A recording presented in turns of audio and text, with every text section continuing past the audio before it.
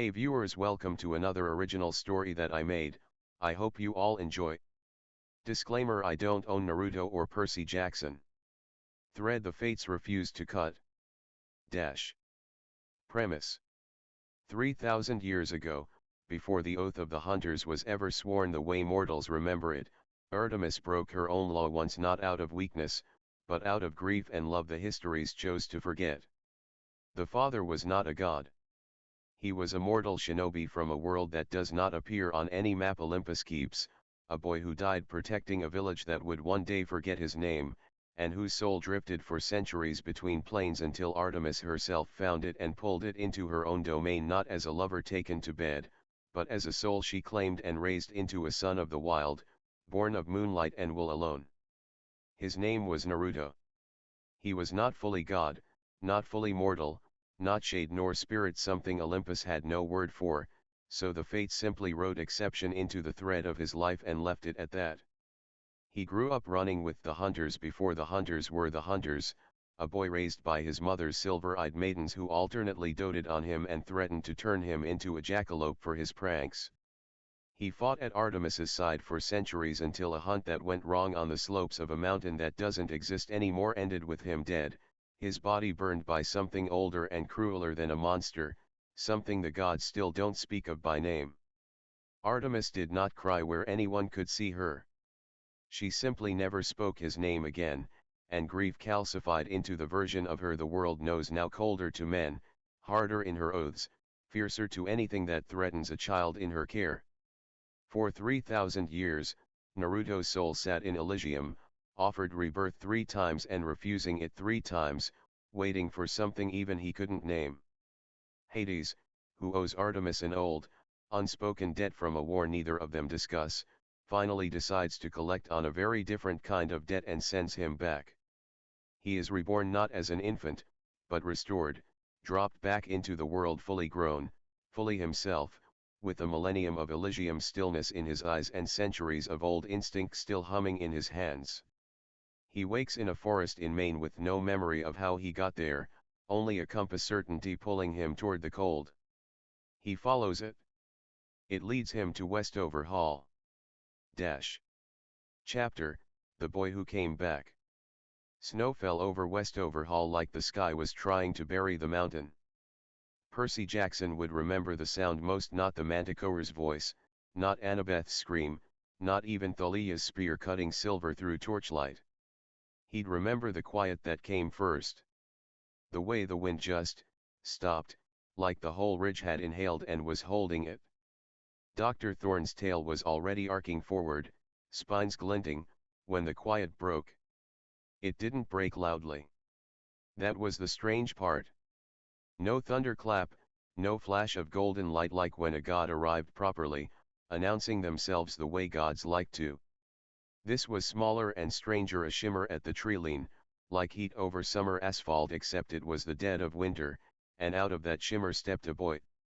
He couldn't have been older than 17. Blonde hair, wild and short, whipping around in a wind that wasn't touching anyone else. Whisker-thin scars traced pale lines across each cheek, 3 to a side, the kind of marks that should have looked like an animal had gotten to him as a baby but instead looked deliberate, like a signature.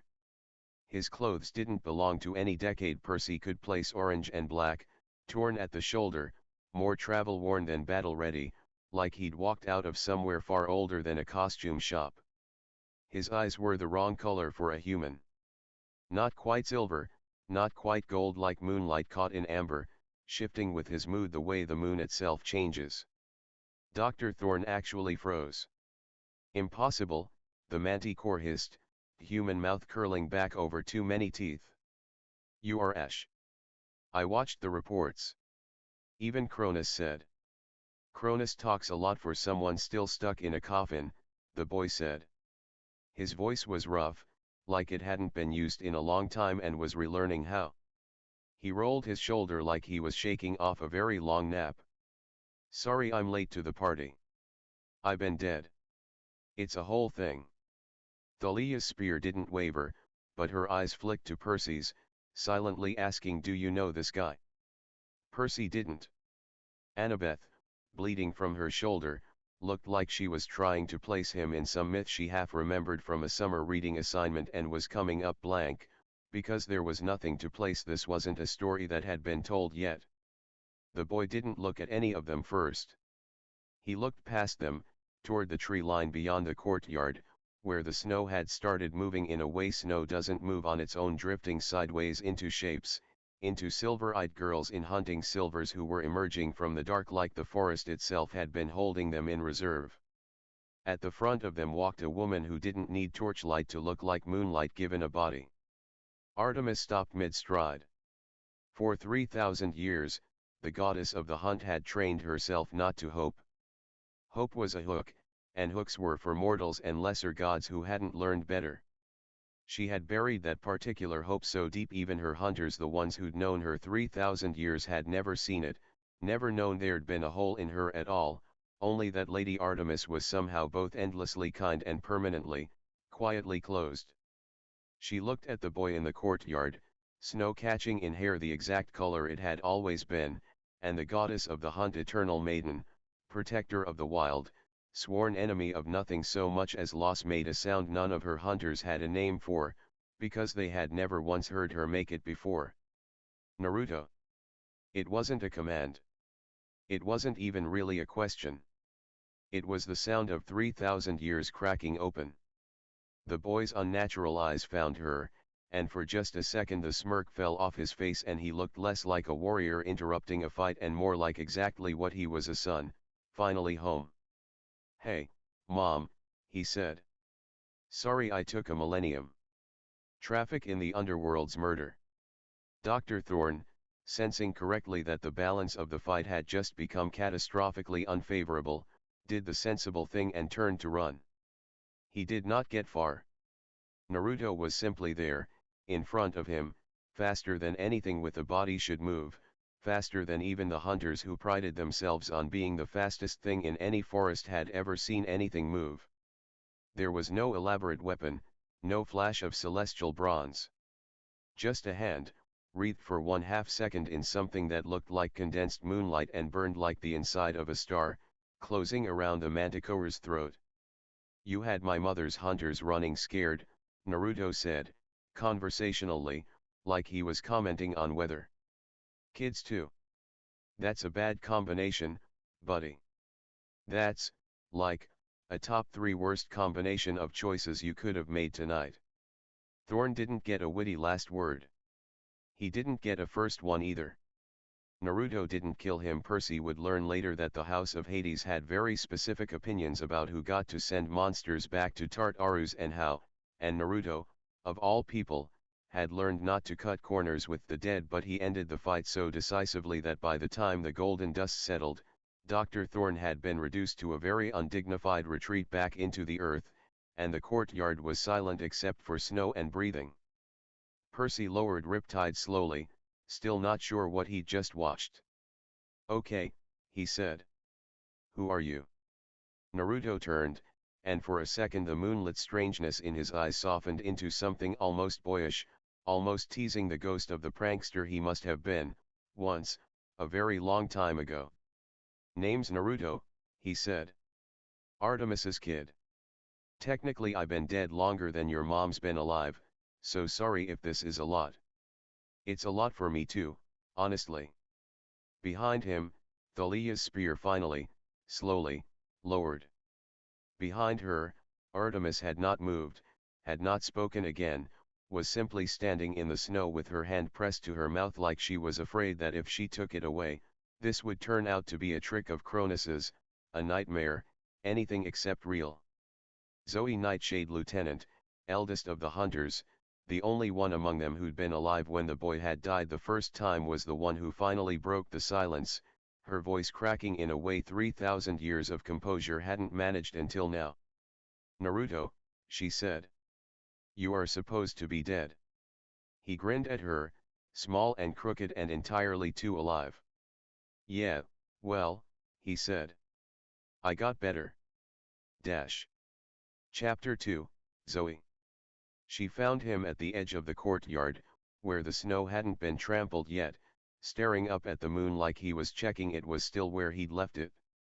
3,000 years, Zoe Nightshade said, stopping a careful distance away, I have led the hunters believing thee gone. Truly gone. Not sleeping. Not waiting somewhere to be collected like a coat left in a temple. Yeah. Naruto didn't turn around. I wasn't real chatty about it either, if it helps. Elysium's got a great view and nothing to do with it. Thou refused rebirth 3 times. It wasn't a question. Zoe had clearly heard the story already, from someone, in the handful of minutes since he'd arrived. Gods talked fast when they wanted to. Why? Because rebirth means forgetting. He finally looked at her, and for a second the strange amber silver of his eyes made him look every one of his 3,000 years. I wasn't gonna let some lethe water take you all away from me just so I could get a fresh start as a barista in Ohio. I'd rather sit still for 3,000 years and remember than come back new and not know who I was waiting for. Zoe's jaw tightened. She had commanded hunters through the fall of empires without her composure slipping, and it did not slip now, exactly, but something in her shoulders eased half an inch, like a held breath finally let part way out. Thou were an insufferable child, she said. Always thou would put frogs in my quiver. One time. I put a frog in your quiver one time, and you're still bringing it up 3,000 years later. That's He stopped, laughed, and the laugh cracked a little in the middle. I missed you too, Zoe. I did not say I missed thee. You didn't have to. For a moment neither of them said anything else. The wind picked snow off the courtyard wall and scattered it between them like the sky trying to fill a silence it didn't know how to. Lady Artemis has not spoken thy name in 3,000 years, Zoe said finally, quieter. Not once. I did not know until tonight how much that had cost her to keep up. Naruto's throat worked once before he answered. Yeah, he said. I figured. Dash. Chapter 3, Artemis. Artemis waited until the hunters had fanned out to secure the perimeter, until Chiron's emergency summons had been sent, until there was, for one thin sliver of a moment, nothing left to organize, and only then did she let herself cross the last few feet of snow between them. She did not hug him. 3,000 years of being a goddess who did not touch easily, who had built an entire order of maidens around the idea that hands were dangerous things, did not undo itself in a heartbeat. Instead she reached up. She'd forgotten he'd been taller than her, near the end, the way boys unfairly outgrow their mothers, even divine ones, and pressed her palm flat over the space above his heart, like she was checking for something. You are warm, she said. Her voice, usually so even it could still a forest, shook on the second word. Kind of a relief, honestly, Naruto said. Elysium's nice, but the thermostat stuck on pleasant afterlife. I missed being cold. Didn't think I'd say that about Maine in December, but here we are. Do not, Artemis said, make jokes at me right now. Sorry. It's a defense mechanism. I've had 3,000 years to work on it and it's still bad. He covered her hand with his own, and something in his face went entirely serious, entirely young, not the warrior who'd disarmed a manticore in under 2 seconds, just a son who'd been away too long. I heard you stop saying my name. Artemis's eyes, ancient and silver and usually unreadable even to gods, filled and did not spill over, held with the same iron will she used to hold a bowstring at full draw for an hour without trembling. Saying it, she said, made the silence after it worse. It was easier to build a version of grief with no gaps in it. I'm not a gap anymore. No, she agreed, and something in her voice cracked open, just slightly, just for him. You are not. She did not ask, yet, how? She did not ask what Hades had wanted in exchange, or what 3,000 years of stillness had cost him, or why tonight of all nights the universe had chosen to hand him back to her at the exact moment 3 half-bloods needed saving. There would be time for the whole terrible shape of the story. Right now she simply stood in the snow with her hand over her son's heartbeat, listening to it, like she intended to keep listening to it for a very long time. Dash. Chapter 4, what the mountain took. As told, much later, around a campfire, in a voice that had learned to make even its worst memories sound almost gentle, because the alternative was letting them stay sharp. It happened on a mountain in a place that isn't on any map the hunters keep anymore, not because it's hidden, but because the gods agreed, afterward, that it was safer if nobody went looking. The hunting party had been tracking something old. Not a monster exactly, monsters were familiar, killable, had shapes the hunters had names for. This was older than that.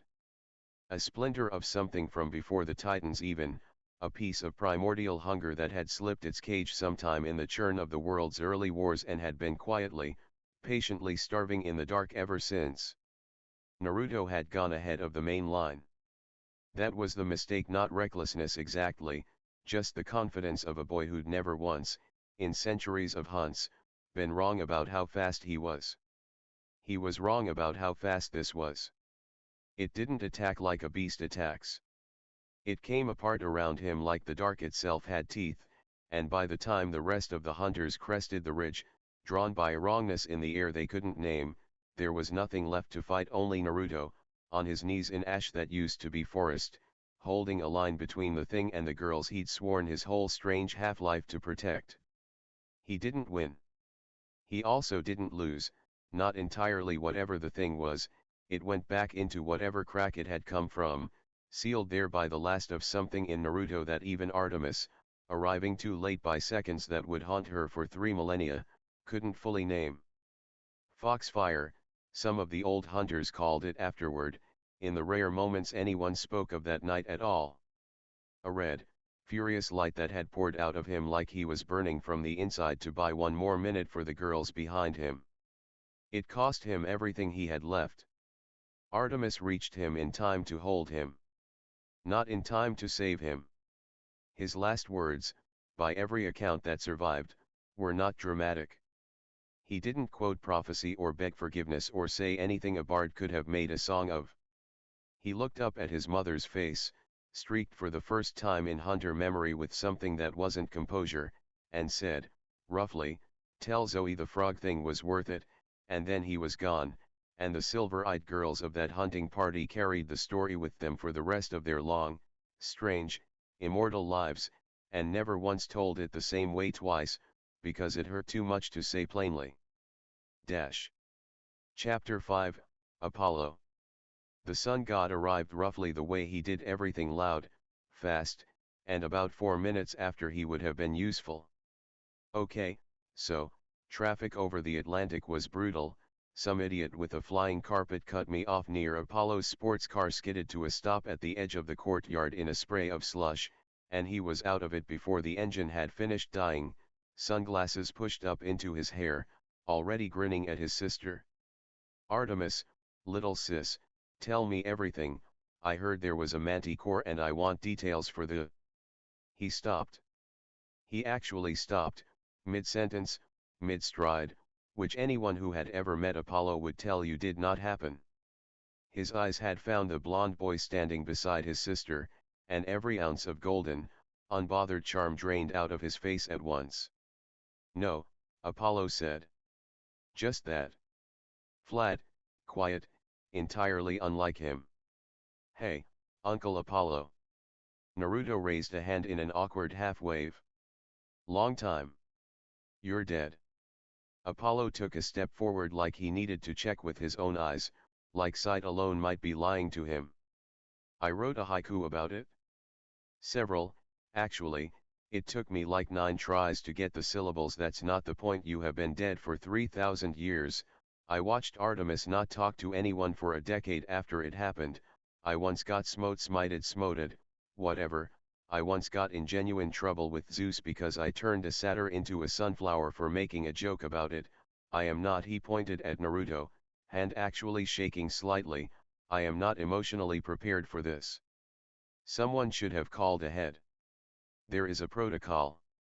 "There's no protocol for this, Apollo," Artemis said, and if her voice was quieter than usual, it had also gone warmer than her brother had heard it in centuries. "Hades sent him back. Tonight. In the middle of everything." Hades. Apollo dragged both hands down his face. Hades did something nice. For free. On purpose. Okay. Okay, hold on, I need a second, does this mean I have to write a new poem? I really liked the old one, it had a great internal rhyme scheme. Apollo.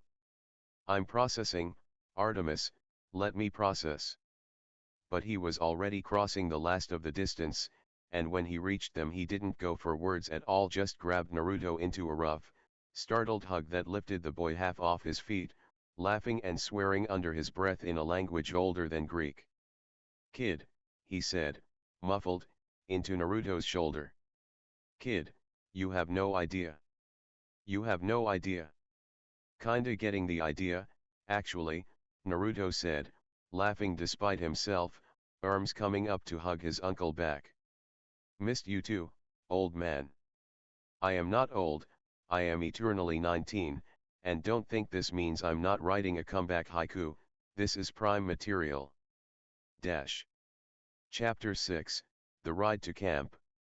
They didn't all fit in Apollo's sports car, not with Thalia, Percy, Annabeth, Grover, the recovered kids from Westover Hall needing sorting out with the mortal authorities, and half a dozen hunters besides. So in the end it was decided, with the particular chaotic efficiency only a family of gods could manage, that the demigods would ride down the mountain in the camp van sent up by Chiron, while the hunters ran the tree line alongside it the old way, and Naruto rode shotgun.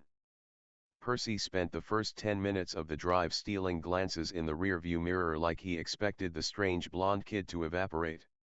So, Percy finally said, when the silence got to be too much for him, "You're really Artemis's son?" "Yep. But Artemis is, a maiden goddess. Sworn off.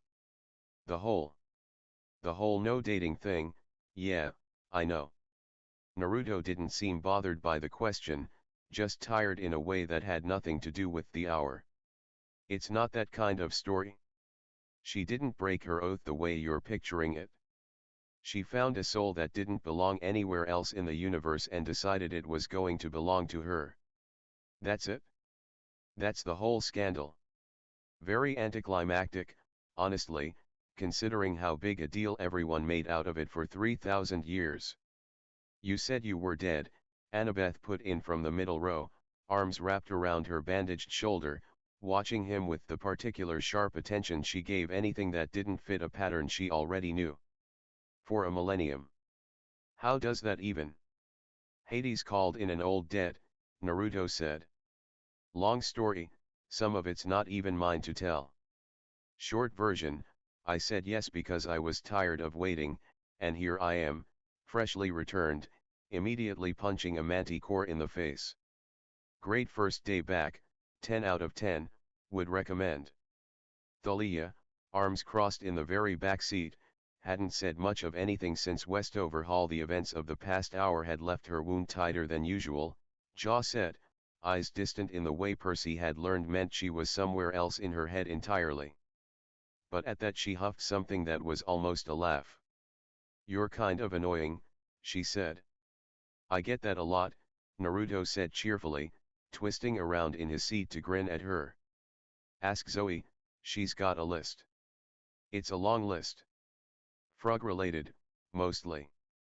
"I heard that," Zoe's voice called from somewhere out in the trees alongside the van, easily keeping pace at a dead run without apparent effort, and Naruto laughed a real laugh this time, easy and unburdened, like something in his chest that had been clenched shut for 3,000 years had finally let go.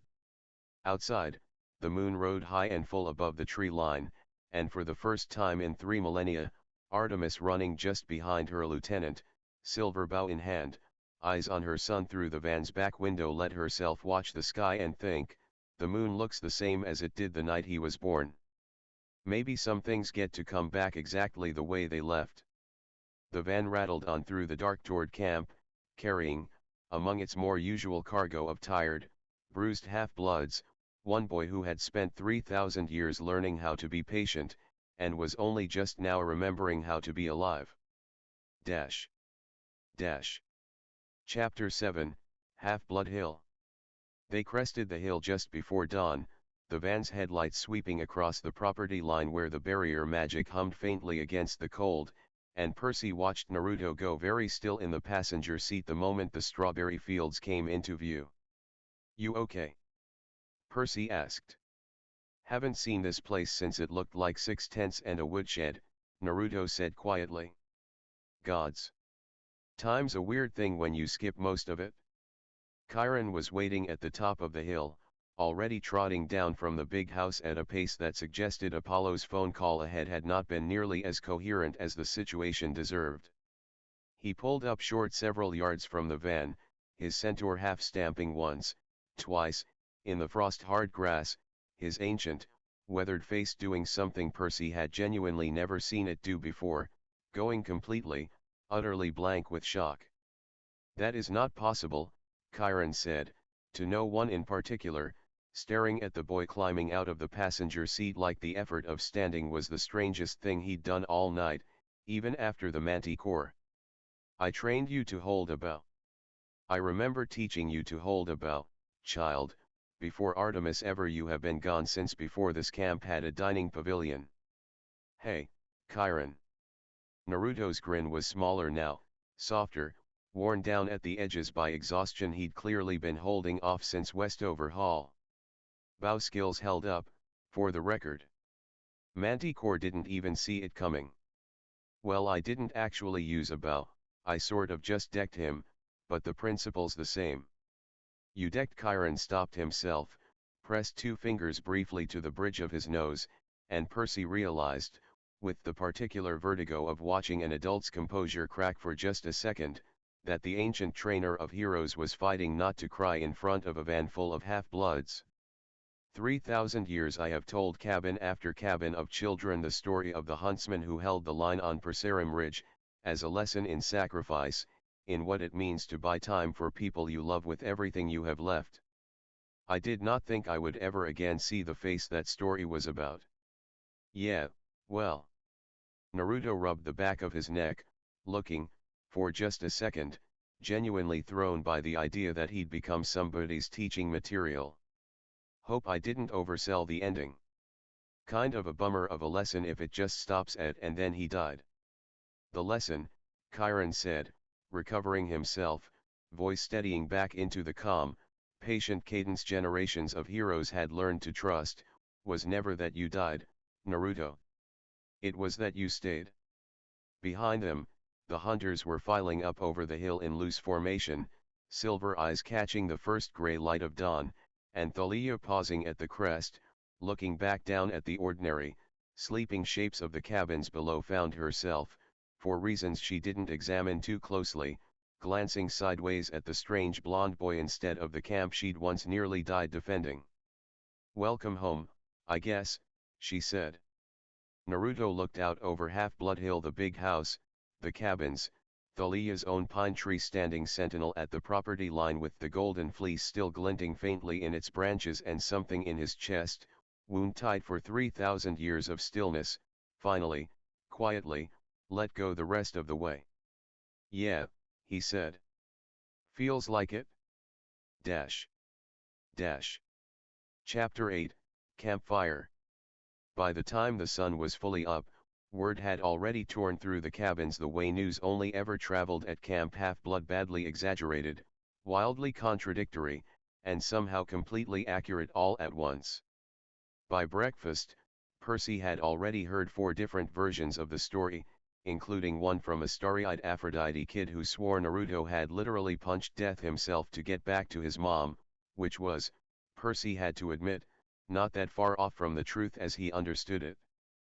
Chiron called an emergency campfire that evening instead of waiting for the usual sing-along hour, and by the time the flames were lit the entire camp had crowded onto the amphitheater benches, buzzing with the specific electricity of kids who'd grown up on a story and were about to meet its main character. Naruto stood at the front beside Chiron, looking, for the first time since Percy had met him, genuinely uncomfortable, like punching a manticore had been easier than standing in front of 200 curious teenagers. "So," Chiron began, "many of you have heard the story of Perserum Ridge as part of your training. Tonight, in an occurrence I confess even I am still adjusting to, I would like you to meet the huntsman that story is about. The fire, which always changed color with the mood of the camp, flared a startled, brilliant gold. There was a beat of pure silence and then the Hermes cabin, predictably, broke it, with the kid near the back yelling, "Wait, so the frog story's true," which got a laugh loud enough to shatter the tension entirely, and Naruto barked out a surprised laugh of his own.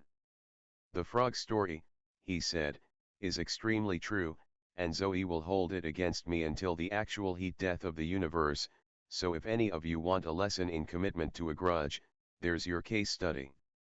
"I heard that as well," Zoe called from where the hunters had claimed a row near the fire, arms crossed, not quite hiding the small, exasperated almost smile pulling at her mouth. It got easier after that. The questions came fast and unfiltered the way only camp kids ask things. Was it true he'd fought a titan spawn barehanded? Was it true he'd really refused rebirth 3 separate times?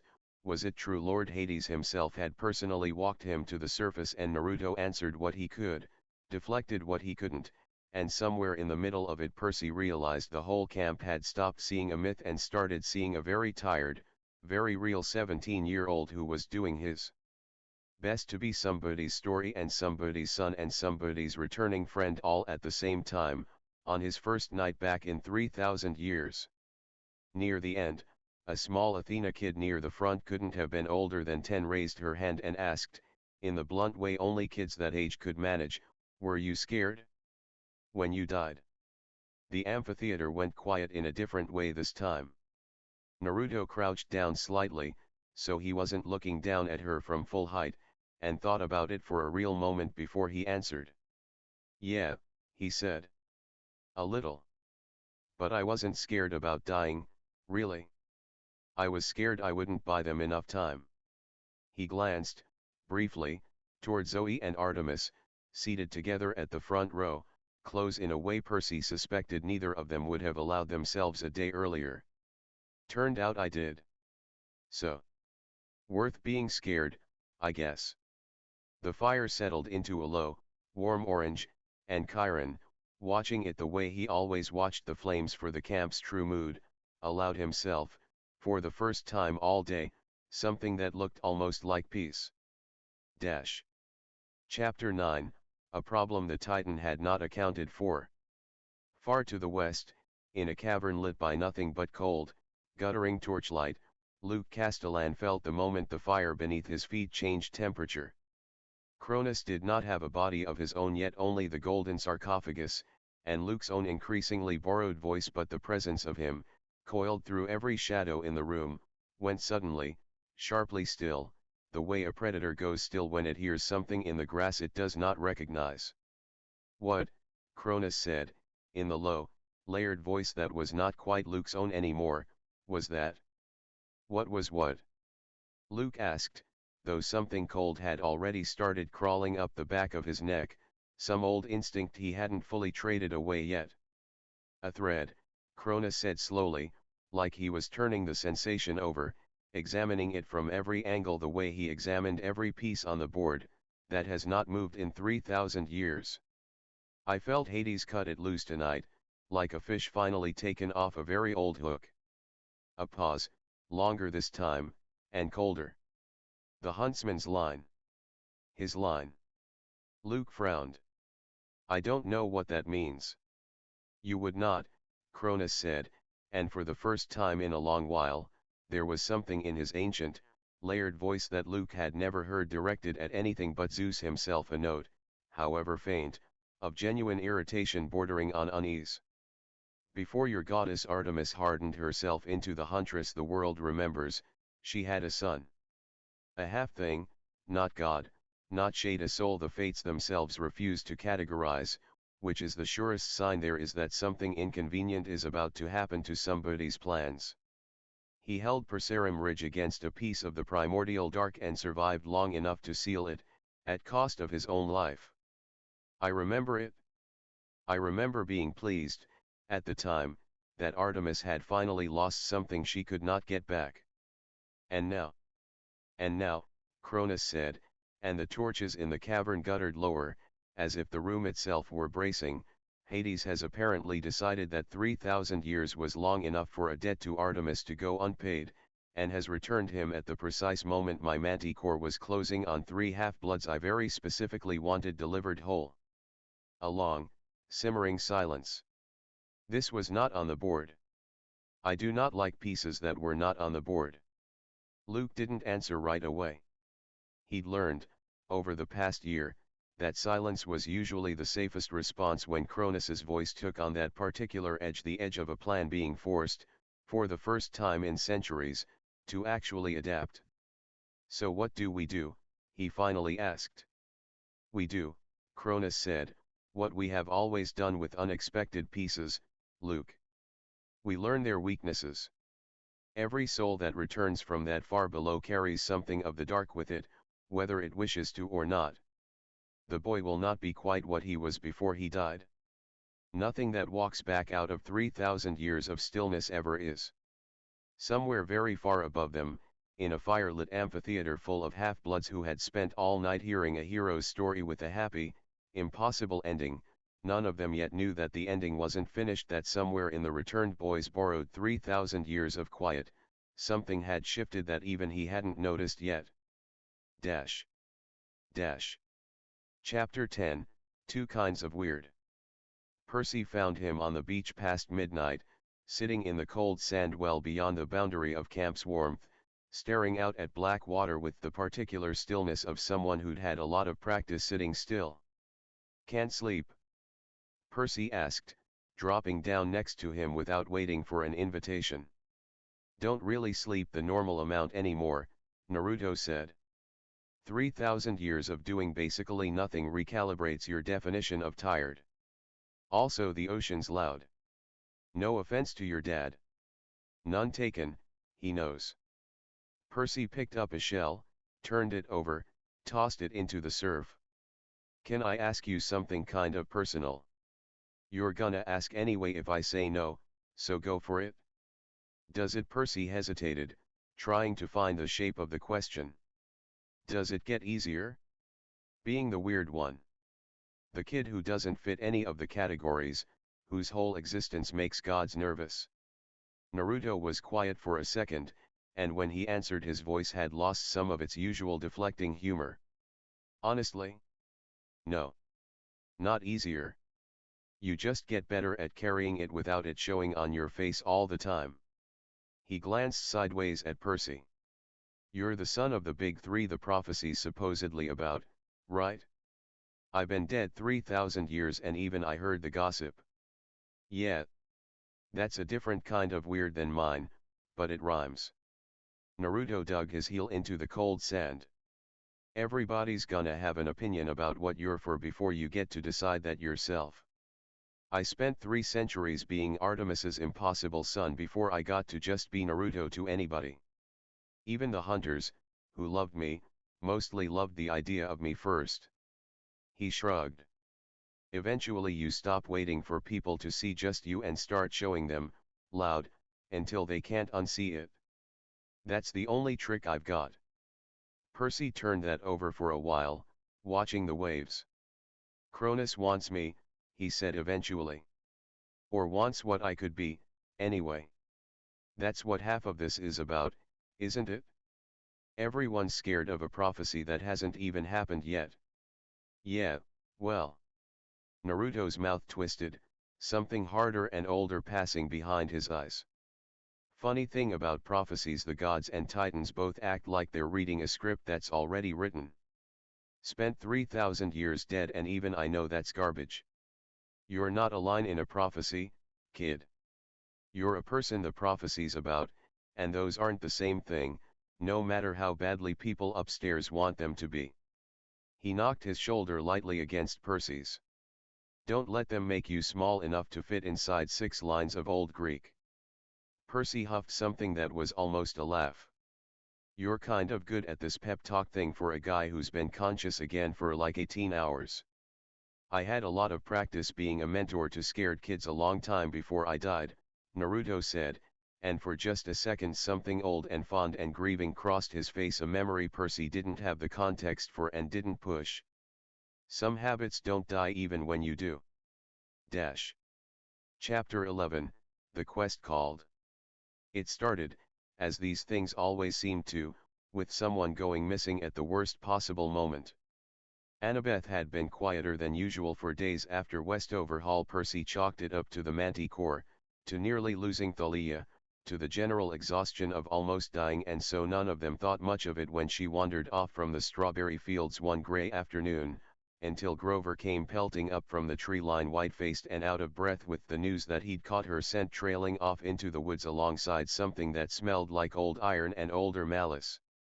By the time Naruto and Thalia had tracked the trail to its end, a torn strip of Annabeth's jacket snagged on bramble, a scuffle in the leaf litter that told its own story. The trail itself had already gone cold in a way that had nothing to do with weather. Something had masked it deliberately, expertly, the kind of cover-up that spoke of an old and patient hand. A general, Naruto said grimly, crouched over the scuffed ground with his eyes narrowed in a way that made him look, for a moment, every one of his 3,000 years. Not Cronus himself. Somebody working under him. Somebody old.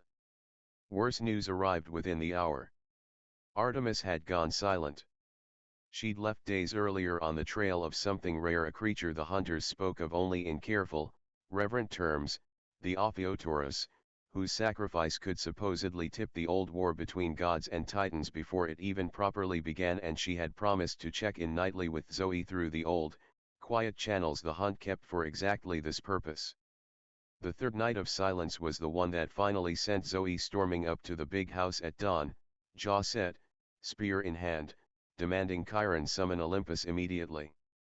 The council that formed inside the big house parlor that morning was tense in a way Percy hadn't felt since the throne room itself. Chiron pacing at the hearth, Zoe barely containing a fury 3 centuries deep, Naruto uncharacteristically silent in the corner with his jaw locked tight, clearly forcing himself not to simply run out the door and start tearing the eastern seaboard apart looking for his mother. A quest, then, Chiron said finally. The oracle must be consulted.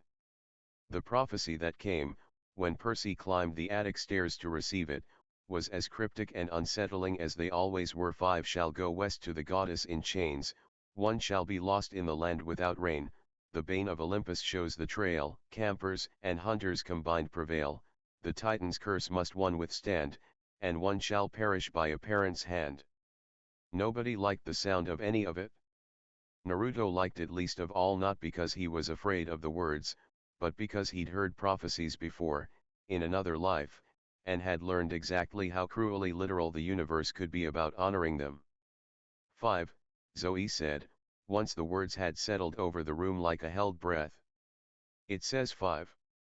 The argument over who those 5 would be took longer than anyone wanted, and it was, in its own way, the first real fight Percy watched Naruto lose. Chiron wanted him to stay too valuable, too recently recovered, too central a thread for Olympus to risk unraveling twice on the same quest. Artemis herself, before she vanished, had apparently left explicit instruction that her son not be permitted to endanger himself chasing after her, a fact Zoe reported with visible, furious reluctance. Naruto listened to all of it, arms crossed, and then, very quietly, said the one thing nobody in the room had a good answer for. She's my mother. I spent 3,000 years not getting to look for her. You can write whatever you want into a prophecy about who's supposed to go, but I promise you right now I'm going, with the 5 or without them, and it'll go a lot smoother for everybody if it's with. Chiron sighed, the particular sigh of someone who had, across 3,000 years of training heroes, learned exactly when an argument was already lost. Then the 5, he said, will be Thalia, Percy, Zoe, Grover, and Naruto. It nearly wasn't 5 for long. Bianca D'Angelo, the dark-haired girl from Westover Hall who joined the hunters in the chaotic days after the Manticore, still getting used to silver eyes and immortal sisters in arms, her strange, quiet younger brother Nico left fussing over his card game back at camp under Chiron's reluctant watch, nearly talked her way onto the quest roster too, insisting the prophecy's numbers were flexible, that Zoe needed more support than 4 companions could offer. "No," Zoe said, gently but with absolute finality, resting a hand on the younger girl's shoulder. "Thou hast been a hunter 3 days, Bianca. This is not thy first test. I need thee here, safe, ready for when I return, not lost to a prophecy thou barely understands yet." Bianca didn't love the answer. But she took it, the way new hunters learn to take their lieutenant's word as near enough to law, and stood at the edge of camp 2 mornings later to watch the 5 of them go, arms crossed tight against a cold that had nothing to do with the weather. Chapter 12, The Long Road West. The trail led, as these things nearly always seemed to, toward the setting sun. They caught a lead in a junkyard outside a nowhere Midwestern town, acres of scrap metal and broken machinery that hummed, faintly and wrongly, with old divine energy, automated bronze bulls and half-finished war machines left to rust by some forgetful god centuries past. It was there, picking through corroded gears for any sign of the trail Naruto's centuries-old tracking instincts kept insisting was still faintly warm, that Thalia's temper and Zoe's old grudges nearly came to blows over tactics, and it was Naruto, oddly, who talked them both down, not with any grand wisdom, just the tired, familiar patience of someone who'd spent 3 centuries breaking up exactly this kind of fight among exactly this kind of stubborn, loyal people. "You're both right," he told them, dodging a swipe from a rust-jointed bronze scorpion that had woken irritably at their trespassing, "and you're both about to get us killed being right at each other instead of at the thing trying to murder us. Can we table it?" They tabled it. The scorpion did not survive the tabling.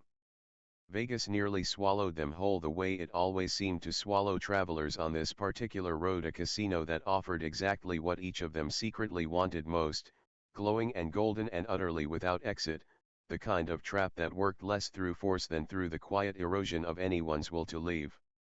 Grover very nearly didn't. It was Naruto, again, who felt at first some old, hard-won instinct from 3,000 years of watching desire curdle into stagnation in Elysium's endless present, who grabbed Grover bodily by the collar of his shirt and hauled him bodily back out through the golden doors with a growled, "We are not doing the eternal vacation thing, come on," before the lotus flower's particular magic could take root any deeper. "How'd you know?" Percy asked afterward, shaken, once they were back out under a hard desert sky that felt almost aggressively real after the casino's soft, endless glow. "Spent 3,000 years in the nicest afterlife there is," Naruto said, quiet in a way that wasn't quite a joke this time. Recognized the trick immediately. Comfortable and endless isn't the same as alive. Learned that lesson the expensive way. Further west, the trail sharpened. A junior Titan lieutenant, careless and boastful in a diner outside Sacramento, let slip more than his masters would have liked about a captive goddess and a mountain that had once held up the sky, and by the time Zoe had finished extracting the rest of the information from him with a combination of cold precision and Naruto's much less patient method of persuasion, they had, for the first time since Annabeth had vanished, an actual destination instead of a hopeful guess. Annabeth herself, they learned soon after through a desperate, static-choked iris message Grover managed to catch flickering through a gas station puddle outside the California border, was already at Mount Artemis, held by the same general who'd taken her, and would not last much longer under whatever pressure the Titans intended to bring to bear on Olympus's favorite architect in training. They didn't rest again after that message. Thalia drove the last stretch of borrowed highway with a white-knuckled grimness that dared anyone to suggest a break. Zoe sharpened every weapon she owned twice over out of sheer restless need to be doing something with her hands. Grover chewed through an entire box of enchanted reed pipes out of nerves, and Naruto sat mostly silent in the passenger seat, watching the mountains rise up dark and jagged against the horizon, 3,000 years of patience finally, visibly fraying at the edges. The closer they got to whatever waited for his mother at the top. "We're close," he said, finally, as the peak of Mount Artemis came into view against a bruised, darkening sky, ancient and wrong in the way only a mountain that shouldn't exist in that spot could be. "I can feel her. She's scared," and she's furious about being scared, which yeah. That's her, alright. Zoe reached over without a word and put a hand briefly on his shoulder, and for once neither of them needed to say anything else about it. The van rolled to a stop at the base of the mountain as the last light went out of the sky, and 5 very tired, very determined half-bloods and hunters climbed out into the cold to begin the last, hardest part of the climb. Chapter 13, The Weight of the Sky. Mount Artemis had not changed much in 3,000 years. Neither had Atlas. The Titan general recognized Naruto the instant the quest party crested the last ridge below the peak, recognized him with the particular, delighted cruelty of something ancient that has just been handed an old grudge to settle twice. The huntsman's whelp, Atlas said, and laughed, low and grinding like stone against stone. I felt you die once already. Your mother wept for 3,000 years over it? I confess I did not expect the encore. Yeah, I get that a lot lately, Naruto said. You're gonna want to let her go. She agreed to hold the sky in my place, Atlas said, gesturing lazily up at the ridge, where Percy's stomach dropped at the sight of it. A silver-eyed figure knelt beneath the crushing dark weight of the heavens, jaw-locked, sweat freezing on her brow, holding a burden that had broken lesser gods in minutes. A foolish, noble trade. She thought she was rescuing the girl. She only freed me instead. The fight that followed was fast and ugly, the way fights with titans always were, half strategy, half desperate improvisation. Percy and Thalia trying to keep Atlas's attention split while Grover worked frantically at the edges for any opening at all. It was Zoe who got closest, driving in hard and precise the way 3,000 years of practice had taught her, blade catching Atlas across the forearm in a line of Ichigold, and it was Zoe that Atlas turned on for it, backhanding her stone-hard spear aside and driving his own blade down in a strike meant to end her the same way her own father's blade had marked her for death in every telling of the story before. Naruto was already moving before anyone else's mind had caught up to what was happening. He didn't have time for anything clever. No foxfire, no clean tactical opening, just a raw, desperate closing of distance that put his own body between Zoe and the point of Atlas's blade a half-second before it would have found her chest instead. It found him instead. The sound Zoe made was not a sound the hunters had ever heard their lieutenant make in 3,000 years, something raw and furious and entirely unguarded, as Naruto staggered back into her, blade buried deep beneath his ribs, blood dark and immediate, his knees folding before she could even get her arms fully around him. No, no, no, thou does not get to do this again. Zoe's voice cracked entirely, all her careful centuries of composure gone at once, lowering him to the frozen ground with hands that had gone from warrior steady to shaking in an instant. Naruto. Told you. His voice came out wrecked, but there was something almost satisfied buried under the pain, some old debt he'd clearly been waiting a very long time to repay. Wasn't gonna let it happen twice. Not to you. Atlas roared something triumphant, already turning his blade toward the rest of them, but the moment had done exactly what moments like it always do in stories that matter. It had bought time, and time was the one thing Percy Jackson had always been dangerous with. He didn't waste it. The old trick, the same clever twist of logic and pride that always cornered Atlas in the end, worked exactly as it had before. The Titan, snarling, momentarily distracted by the girl he'd expected dead and wasn't, found himself talked and taunted back beneath the sky's weight before he fully understood he'd been maneuvered there again. The sky came down onto his shoulders with a sound like the world exhaling. By the time it was over, Zoe hadn't moved from where she knelt in the snow, Naruto's head in her lap, both her hands pressed hard and useless over a wound that Ichigold light was already trying, faintly, uncertainly, to close from the inside. The strange half-divine stubbornness in him fighting to hold on the way it once, 3,000 years ago, had not been strong enough to stay, she said, fierce and low, the single word doing the work of every softer thing 3,000 years of discipline had never let her say aloud. Thou does not get to leave again. I forbid it. Bossy, Naruto managed, eyes only half open now, mouth curling despite everything into something that was almost his old grin. Missed, that too, actually. Dash. Chapter 14, What Was Saved? Artemis reached them at a dead run, skyweight forgotten, every ounce of 3,000 years of careful, guarded composure burned away in an instant at the sight of her son's blood soaking into the snow. She did not ask what happened. She simply knelt, hands moving over the wound with a certainty and speed that belonged to a goddess who had spent millennia learning exactly how much a body could take before it couldn't take any more, silver light gathering under her palms the way moonlight gathers before dawn. Not again, she said, and her voice did not shake this time. It had gone past shaking into something harder, more furious, entirely unwilling to negotiate with fate a second time on the same terms. You do not get to make me bury you twice, do you understand me? I refuse it. I refuse. Wasn't planning on it, Naruto rasped. Kind of, busy, not dying, over here, if you hadn't noticed. It was close.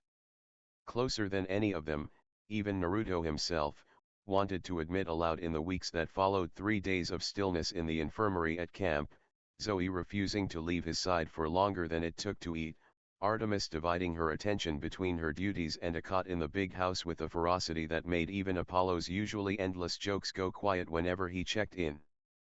But the wound that would have killed him outright 3,000 years earlier, before Hades' dead, before Elysium's long stillness, had worked something old and strange and not quite nameable into the fabric of what he was now, closed, slowly, stubbornly, the way things do when they have already decided, once, a long time ago, not to let go.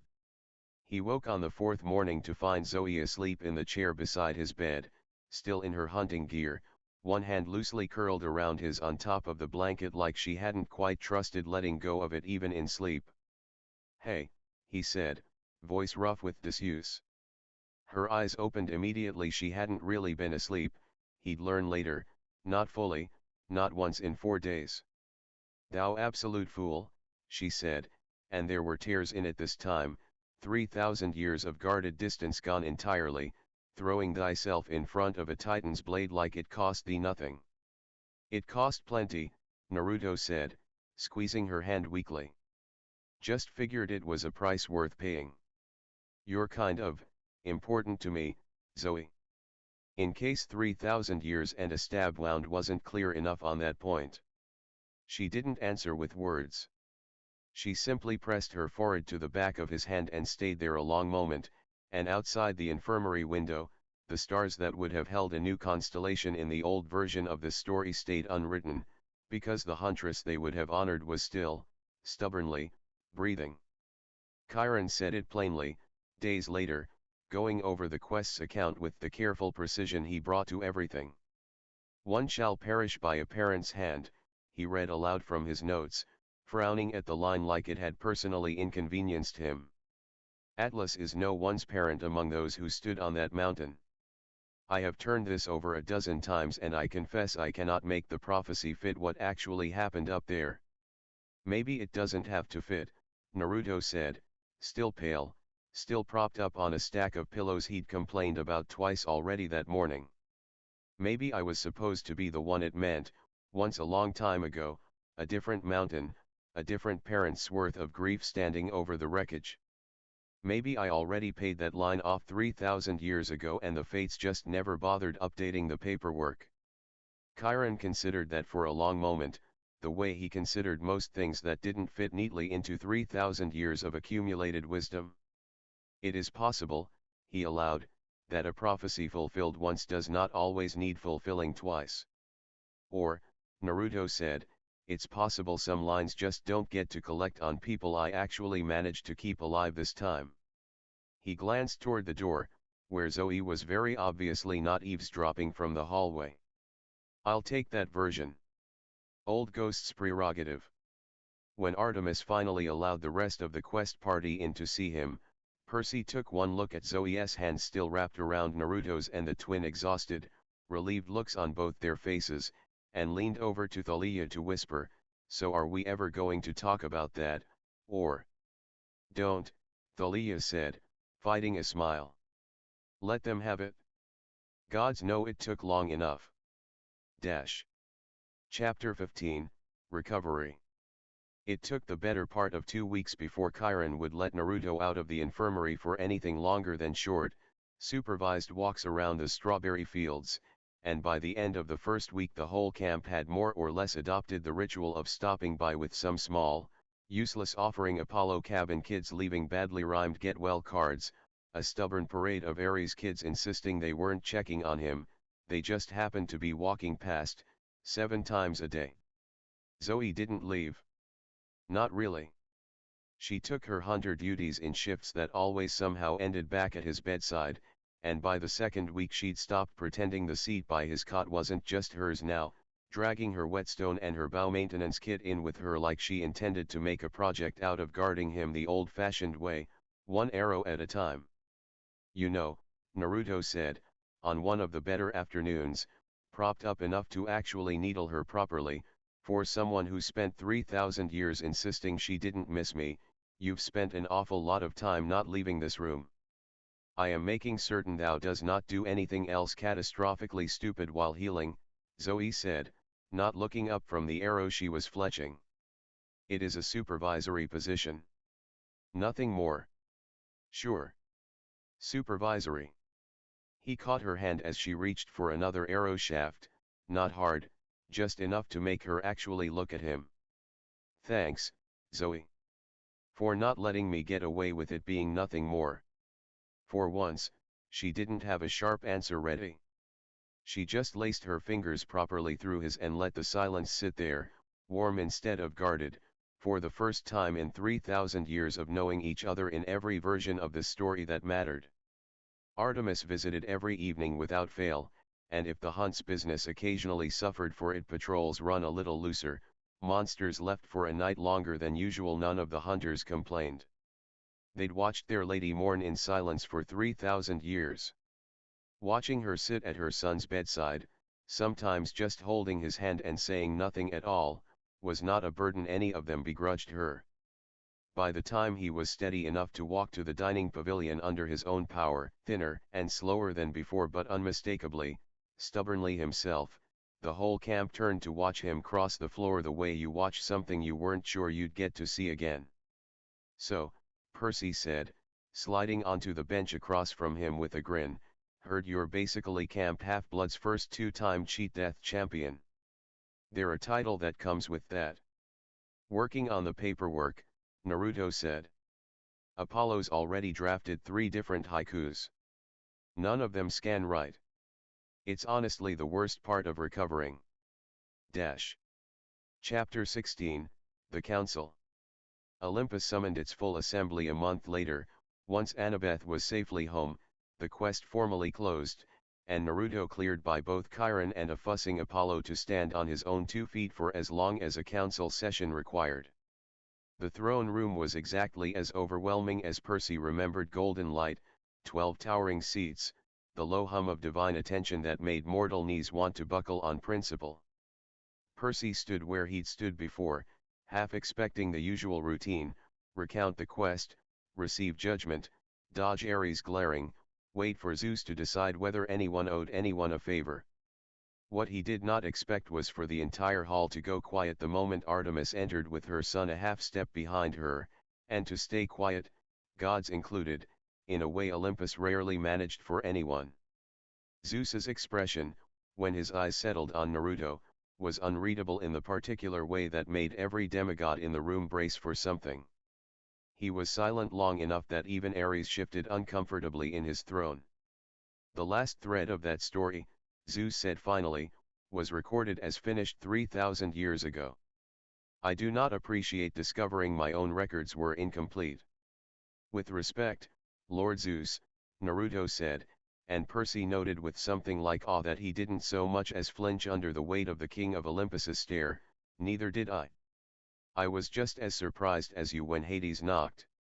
A ripple went through the gathered gods at that Hades name spoken lightly, almost fondly, in the middle of the throne room, by someone who owed him his second life. He held the sky when Atlas would have crushed my daughter's lieutenant beneath it, Artemis said, before her father could gather any further offense to take. He took a blow meant to kill the hunter who has served me longest and most loyally, and he survived it. Twice now this family has tried to bury him, father, and twice the thread has refused to cut. Athena, watching from her throne with the particular sharp calculation she gave anything that broke a pattern, spoke into the silence that followed.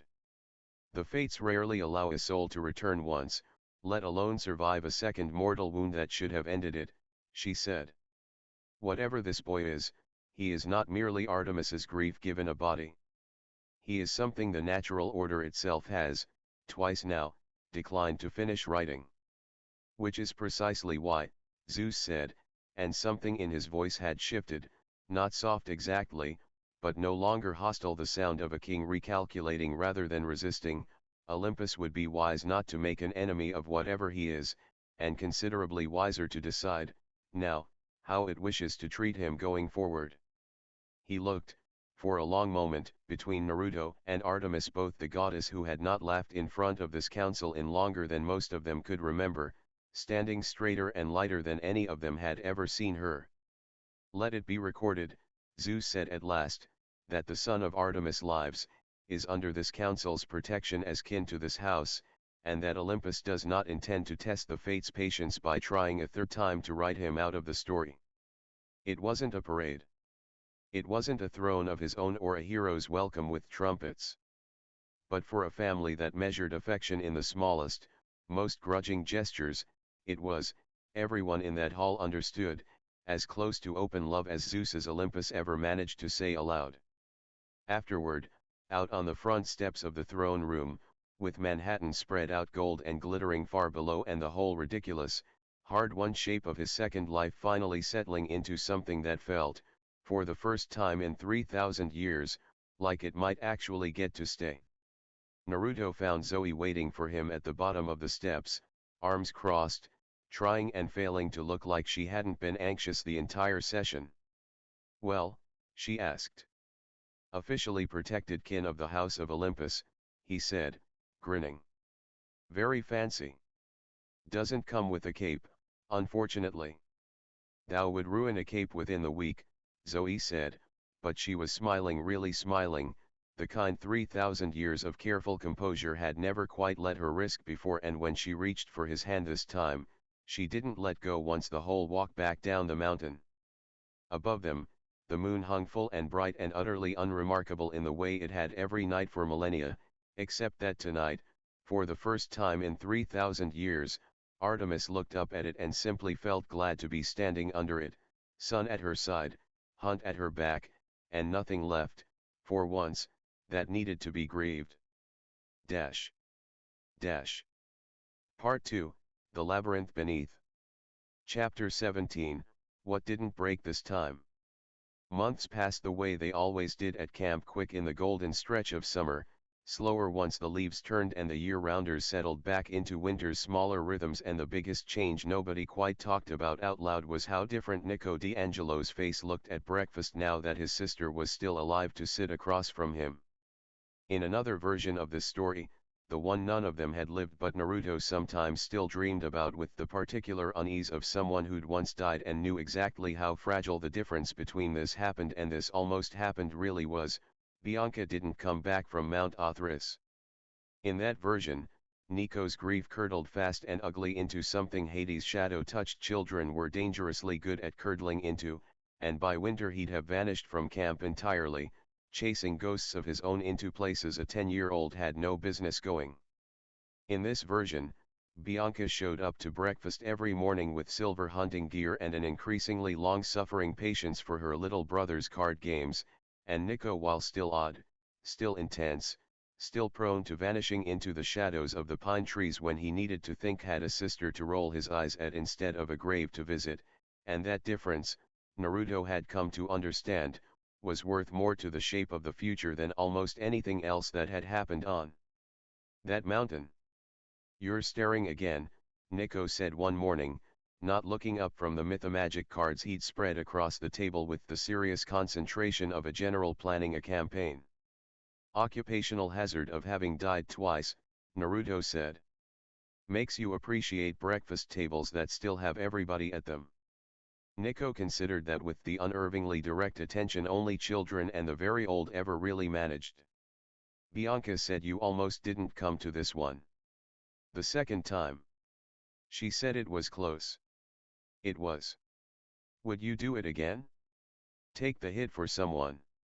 Naruto didn't answer right away, and when he did, he said it plainly, the way he'd learned across 3,000 years and 2 deaths was the only way that ever actually landed with kids who'd seen too much too young. Every time, he said. That's not bravery, kid. That's just what it means to actually love somebody. You don't get to only mean it when it's convenient. Nico turned that over, nodded slowly, and went back to his cards, but he set one of them, Naruto noticed, gently in front of the empty seat beside him, the way you'd leave a place at the table for someone you didn't have to grieve anymore. Dash. It was Grover who brought the first real trouble of the new year, stumbling into the big house one gray March afternoon reeking of panic and old tunnel dust, babbling about a maze that shouldn't exist folded up beneath half the world, about Pan's trail running straight through the middle of it, about a name that made Chiron's old, weathered face go still in a way Naruto hadn't seen since the night he'd come back from the dead, deadless. The labyrinth, Chiron said, low, like the word itself cost him something to say aloud. It has woken again. Across the room, Naruto felt something old and wary stir behind his ribs, a 1,000-year dead instinct that had learned, the hard way, exactly what it felt like when a storyboard got rearranged by something patient, ancient, and not remotely finished with them yet. Great, he said. Love a maze. Never once gone badly for anybody. Dash. Thanks for watching. If you'd want more stories like this or a part 2, like, subscribe and comment.